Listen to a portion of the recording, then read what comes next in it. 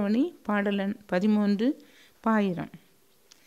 சீரிய மறைநூல் பூண்ட செழுந்தவத்தரிய மாட்சி நேரிய உளத்தில் ஓங்கி நேமி காத்தவனை காத்த வேரியம் கொடியோன் காதை விளம்ப கொடிவில் பைம்பூ ஆரியனூரில் தேம்பாவணி என பிணித்தல் செய்வோ.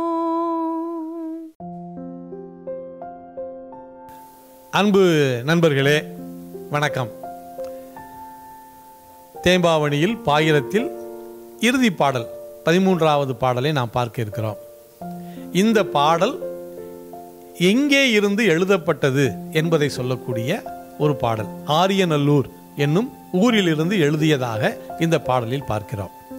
சீரிய மறைநூல் பூண்ட செழுந்தவத்து அரிய மாட்சி நேரிய உளத்தில் ஓங்கி நேமி காத்தவனை காத்த வேரியம் கொடியோர் காதை விளம்ப அக்கொடிவில் பைம்பு ஆரியனூரில் தேம்பா அணியென பணித்தல் செய்வாம்.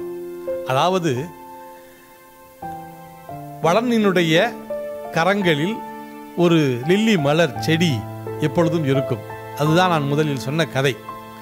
அதுபோல நானும் மிக உயர்ந்த இந்த உலகத்தையே படைத்து காக்கக்கூடிய இறைவனின் தந்தையாக பேறு பெற்ற வளனின் கதையை தேம்பா அணியாக தேயாத மலர்களை போன்று பல பாடல்களை இணைத்து நான் சொல்ல இருக்கிறேன். அவை எழுதப்பட்ட இடம் ஆரியநல்லூர் என்னும் ஊரில் இருந்து எழுதப்பட்டது என்று இந்த பாடலில் சொல்லி முடிக்கிறார். இத்துடன் பாயிரம் நிறைவுற்றது. நன்றி.